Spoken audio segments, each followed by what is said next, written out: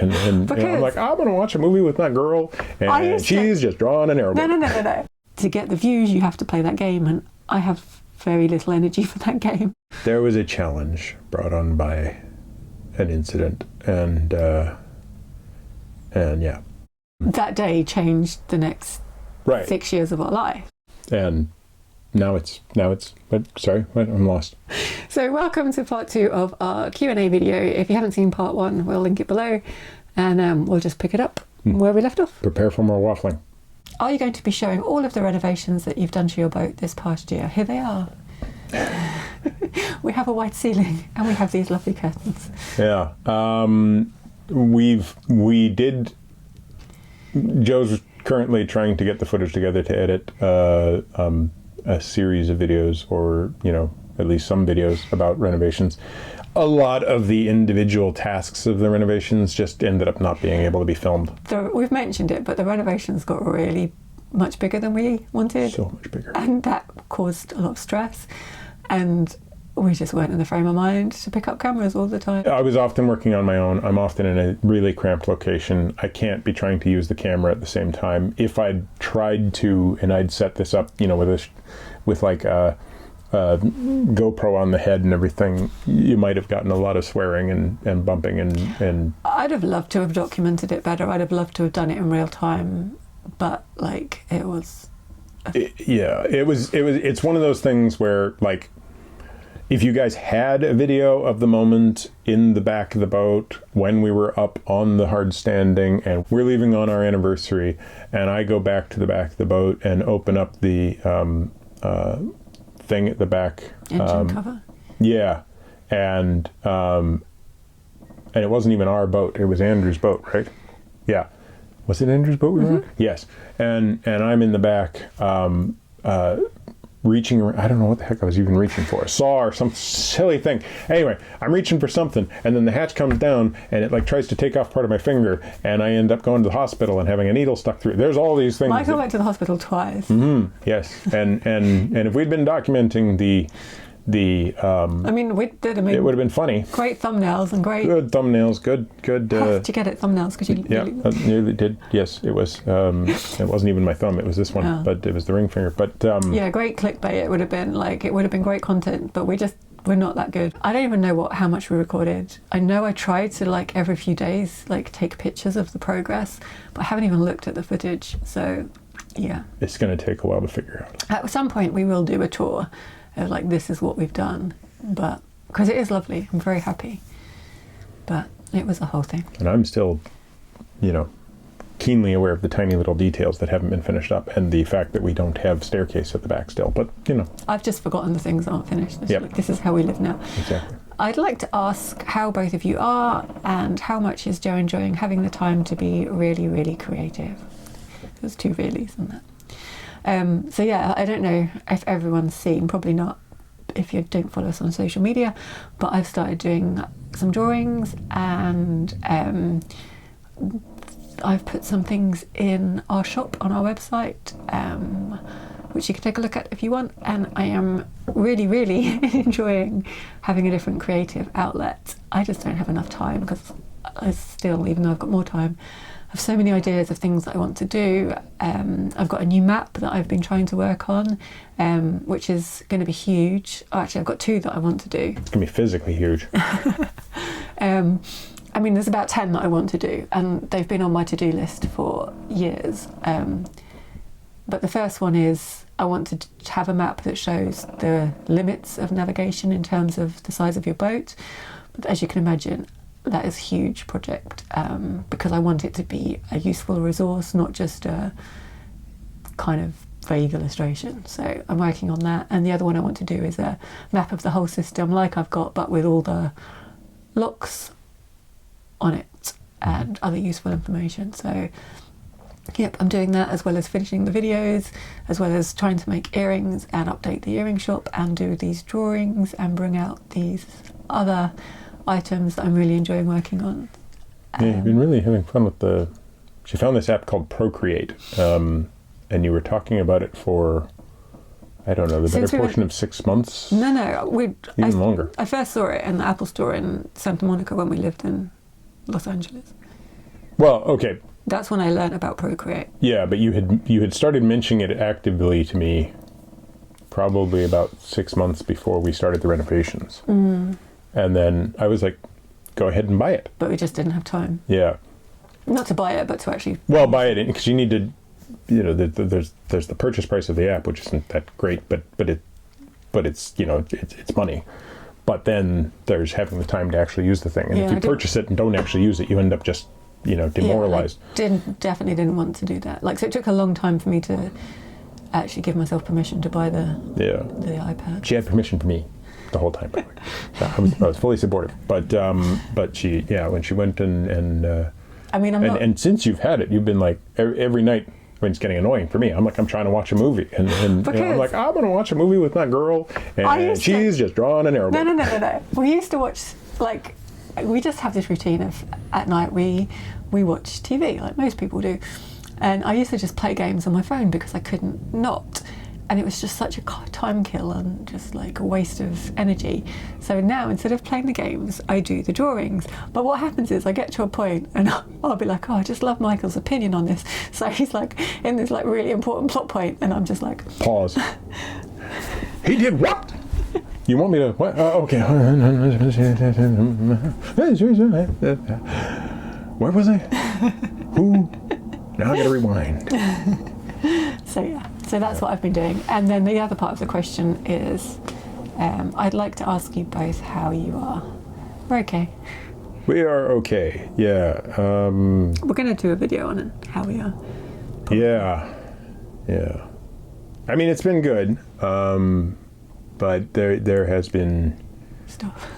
There was a challenge brought on by an incident, and yeah. I'll talk about it later, when I'm ready to talk about it. Anyway, the main thing is I now have some time to spend on my own creative pursuits. Yeah, Michael's got something exciting coming out, hopefully. Hopefully. I wrote a blog years ago. You don't have to talk about it if you don't want to. I don't mind. Okay. I wrote a blog years ago when I was traveling around the world. It is a... difficult thing to describe because basically, like the videos, it was me trying to communicate with my family and everybody and anybody who was interested in what I was going through in my day-to-day experience and everything. But it was while I was going through a bunch of big changes in my life, and so I wrote a hell of a lot. And then when I finished 404 days of wandering the world and 404 days of posting, I sort of left it up in a place where nobody could find it. and regretted it. Like, it's been hanging over you that you haven't put it out. Yeah, it's been something that people who read it at the time kept telling me I needed to publish it in some way. And then the small number of people who found any portion of it since have also said, you need to publish this in some way.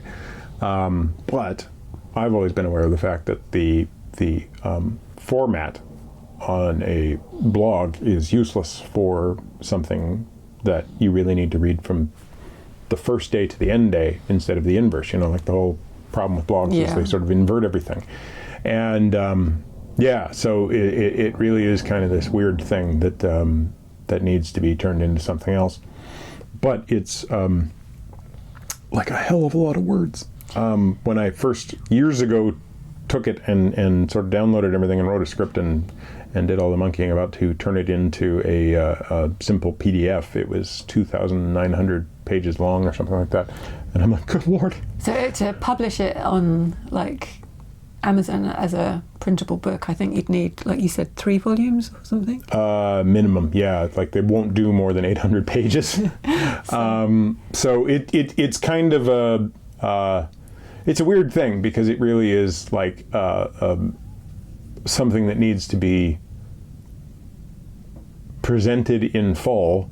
It can't really be edited. Like you can't really just, I mean, somebody in the future might be able to sort of like, here's the bridge version of it, but it's like Samuel Pepys' Diary, not in any way trying to compare it to Samuel Pepys' Diary, but fundamentally it's like a real snapshot of that year. Yeah, and it really is kind of a journey that has a start and it has an end, and its end is determined by its start. And it's like the weird stuff that happened to me, that like when we met, you were like, that doesn't happen to a real person. I'm like, I swear to God, it happened. You can read about it and you'll find out. Anyway.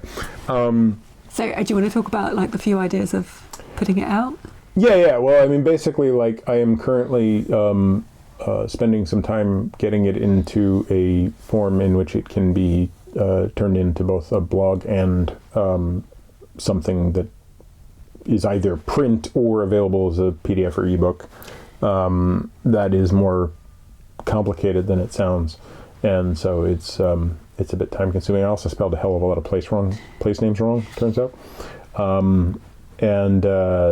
Yeah, so I'm just trying to do this within the next month, but it is not the simplest thing. It will be a website, and it will be an accompanying probably set of volumes of ebook and print matter. And one idea was to push out a page every day. To make it not so much that it would be a page every day, like I'd put it up probably as the whole thing, but then the home page would be the first day, the second day, the third day. And like it would be this day 11 years ago or whatever. Yeah. And one thing, can we talk about the other idea? Yeah, sure. I want Michael to read it as an audiobook stroke podcast, because sometimes he reads to me at night. And put her to sleep within 5 minutes. She's out. It's really soothing. And also just to hear your story in your voice, I think would be a really good idea. So hopefully we can get to the stage where we can record it. And where I don't feel like a complete prat doing that. So, we'll see. Yeah. We'll see. Okay. Because I can't, You're not. I interject when reading other people's stuff, and I'm like, that letter is spelled wrong. There's an apostrophe in the wrong place. Well, yeah, if that's how you read it, then that'll just be your style of. Yeah. It'll just be you reading your diary. It's like the one thing that I never want any human being to have to go through, except for her, because she bought into it, and she fell for it when I offered the ring. But the thing is that watching a movie with me is painful. Mm-hmm. I'm like the guy that has to stop and like rewind and be like, see that guy in the back corner over there? That thing's made of rubber and it just bent and it shouldn't have been. That's why I was playing the games. Anyway, one last Candy question. Crush. Yes. I didn't play Candy Crush. No. You played something like Candy Crush. Last question. And we kind of answered it a little bit, but also not. What's next? Is this the end of your YouTube channel? We don't know. Yeah, philosophically, no one knows what's next. I mean, I was being literal. Well, literally and philosophically, we don't know what's coming next. We talk about it all the time. We have lots of ideas. But yeah, it's well, I mean, throughout my entire life, anytime anybody has said, what's your 5-year plan? My answer is, I have no idea. I literally have no moment in my life in which I can look at 5 years previously and been like, well, that looks sensible as a pathway.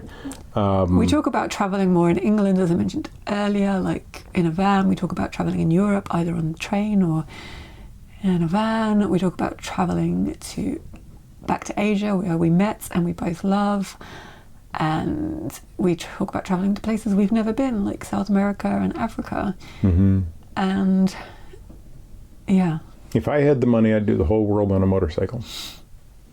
Ideally, a motorcycle in which somebody was driving a comfortable RV with a shower along beside me.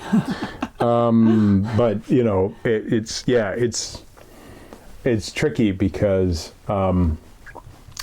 this journey and on the Narrowboat and the fact that this life exists was really a culmination of threads that just came together. Mm-hmm. And then it was like, okay, we're making this change. If it hadn't been for the election of Donald Trump, we may not have been here. If it hadn't been for, assuming we'd met, which was its own like complex rolling of the dice of the universe, like neutrinos were involved in that. But anyway, the fact that quantum mechanics decided to make that occur, we still like if I hadn't seen a Narrowboat one time and mentioned it to you, it probably wouldn't have come up as an option, right? Goodness knows where we'd be. yeah. Like I was walking to work, getting ready to go to work, and I was like, well, we could go live on a Narrowboat, because I'd seen one in Camden Market like 5 years before, and I'd just like seen it. I didn't know anything about it, right? And then because I had nothing to do that day, I started watching YouTube videos. Probably Dan, Sort of Interesting, and David, Cruising the Cut, and Tim and Prunella, yeah. And the snowball rolled downhill, right? And that's the thing. That day changed the next 6 years of our life. But that change was, so this is the funny thing, right? Is like we'd met in Son Trac, Vietnam, because 15 years of my life had led to me going, I'm going to go around the planet in this direction. And your life had said, I'm going to go around the planet in this direction. And like, neither of those things were what we were planning on. No. It was just, that's the way it comes together. And you weren't planning on being there that day. I was only there that day because the days I wanted to go were booked up, and they said, but you can come 2 days later. So I went, okay, I'll go 2 days later. Yeah, and the only reason I was there at all and not like already passing out of Hanoi to Dien Bien Phu by the time you even got to Vietnam was because on a morning in the middle of my trip, I was hungry, and I went, should I go left or I went right? And I went, right. I just, it was a random choice. And I went right, and I met this guy, Ben, and then Ben introduced me to this other guy. And then, hey, if you come back in a certain number of days, you can go into the world's largest cave. Okay. And, and then it was like, I'm in, I'm out. I come out of the cave, and then I'm like, hey, she's kind of cute. And it just... There's a video on that story. Oh, yeah. So then we have this conversation now, and I'm like, Michael, we need to go back to Vietnam, because suddenly I get all these memories of that trip. So we don't... So that might be the video. Like, we might be like, look, we're going to, Lord knows how we could fund it, but and there is George to consider, right? Like George is a huge part of our life, and a constraint on international travel. Yeah. But I did 4 months in Vietnam on the back of a motorbike, and I found some of the most amazing things you can see, and some of the stupidest. And I've been in a minefield, and not that I want to take Joe to a minefield, but it would be amazing for us to recreate or do something like that trip ourselves. And then the question about, is this the end of your YouTube channel? I wish that I had some YouTube videos, or even personal videos, of that year that we met. Like, not of us meeting, but of those experiences. Because you've got your blog and I've got my photographs and whatever. But we don't have video. But we don't have video. So is this the end of the YouTube channel? Probably not, because if we do anything like that, I will want to do it. I will want to record it for me, which is the only reason that we did the YouTube on the Narrowboat, is because I wanted to record it for me. Yeah. So. And she's got the skill sets now for the editing and stuff, and they're not going away. And yeah, it's I don't think the YouTube channel is going to end until either A, YouTube ends, B,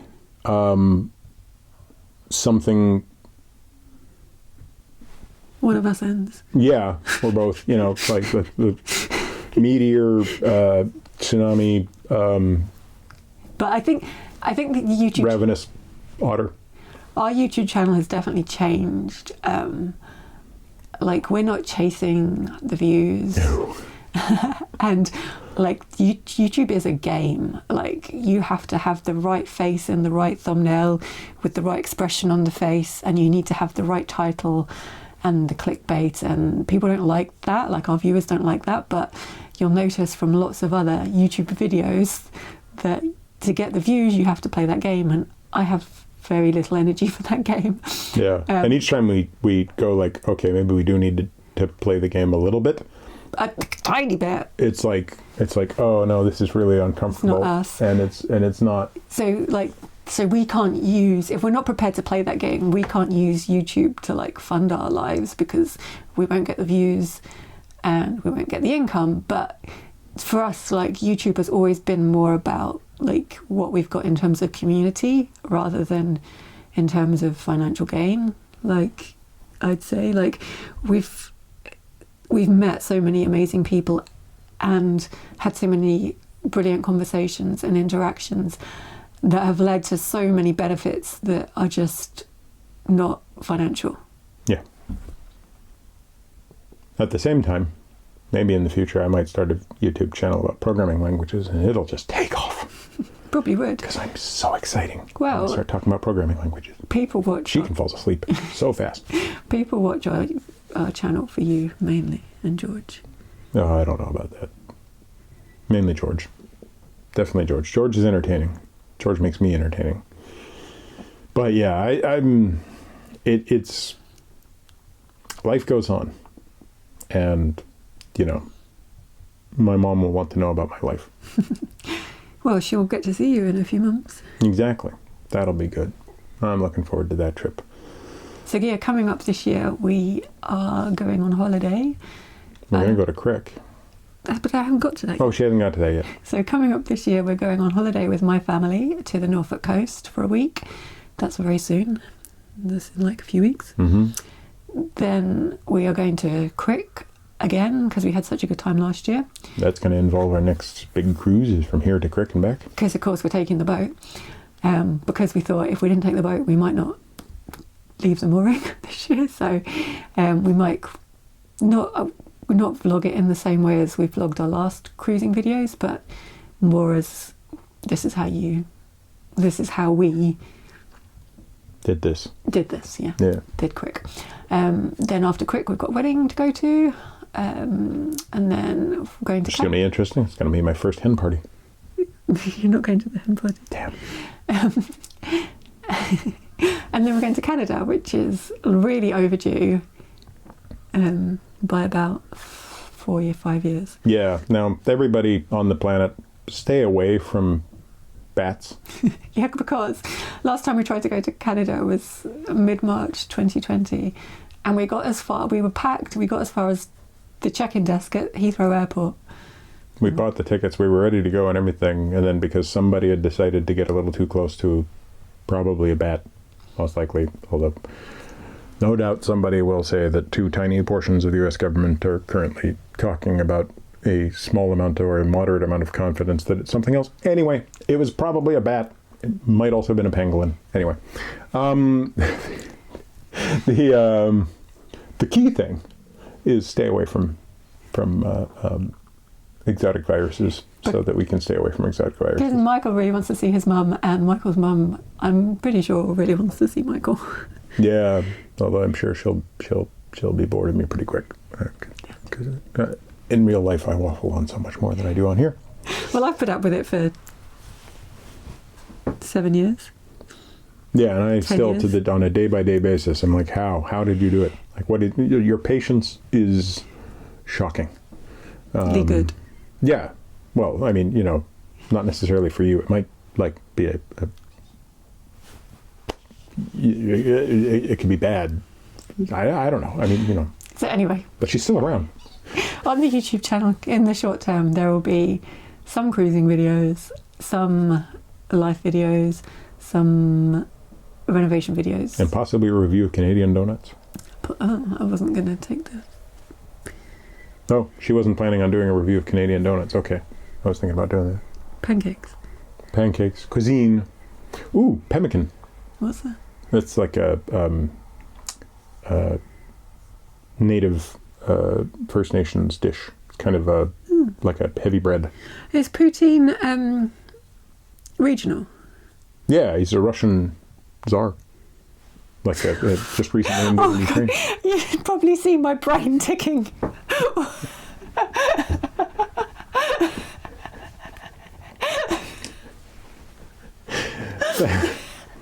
Poutine is a French-Canadian derived dish. It is regional in that it is everywhere in Canada. But it started in the Montreal and Quebec area. So it's kind of French-Canadian by derivation. It's French fries, or it's not really what you think of as American French fries. It's more like chips, right? Like wedge chips, you know, or British chips. thick cup chips, you know, not the thin little stringy fries like you get at McDonald's, but like chips, and then a gravy, which may or may not be a plant-based gravy, over top of usually cheese curds, so kind of a mozzarella-like cheese, and it's delicious. Like it is really good. And poutines can come in all sorts of variations and everything, and they're very, very popular in Canada, and I grew up on them. And like pancakes, you can't just have one. So it might be hard for me to you know, but I'll introduce you to poutine. Speaking of Canada, like we will end this video soon, but speaking of Canada, when we're cooking dinner, we just have like Netflix on in the background, so we don't put on shows that we really want to watch. We put on shows that are just there for noise. Anyway, somehow we started watching Anne with an E, which is Anne of Green Gables. And we freaking love it. Like, don't deny it. I mean, it's funny, but it's like, so Anne of Green Gables was, so you've got the BBC here, right? Yeah. And in Canada, you got the CBC. Right. And so the CBC creates Canadian content. So you've you know, my childhood was like all these American TV channels, or there was the one Canadian TV channel, which always had Anne of Green Gables, right? Or Anne of Avonlea, or whatever it was called. And so there was like a 1970s era or 1980s era version of the show, and it's like it's been recreated a bunch of times. They've redone this series of novels as a TV series with this girl who plays Anne, who is actually like just really compelling. Yeah, because like she's actually very annoying. Oh, so annoying. And you shouldn't like her, but you love her. Yeah. You get to the end of each episode and you're like, man, I am so glad that's over, because like she is just a lot, but at the same time, like the actress is doing a hell of a job. Because she's so likable. Yeah, and it's just I don't know, it's funny, but it's like, it's, I mean, it's a little... I don't think we'd both sit down and seriously watch the show, but to have it on while we're cooking is just funny. Yeah, it's lighthearted for the most part. It's Marilla, oh my emotional. gosh. Marilla's one-liners. Yeah, she's got a biting humor. There is a real Canadian ethos to it, which is kind of fun to watch. At the same time, there's a certain amount of, no, I wouldn't say revisionist history. But more tolerance than you would have been, than actually exists in that part. Well, even now, yeah. There's a certain amount of what would the word be? Artistic license. Well, I was going to say like aspirational niceness to everybody. You know, it's like, it's one of those ones where you come to the end of it and you're like, that was a feel-good show where somebody slathered on a little extra sugar just to be safe. We had a technical malfunction. We talked for so long that the power on the phone died. And we panicked. Because I couldn't record all of that again. Like, I physically couldn't do it. Yeah. And it just took a while for the phone to like...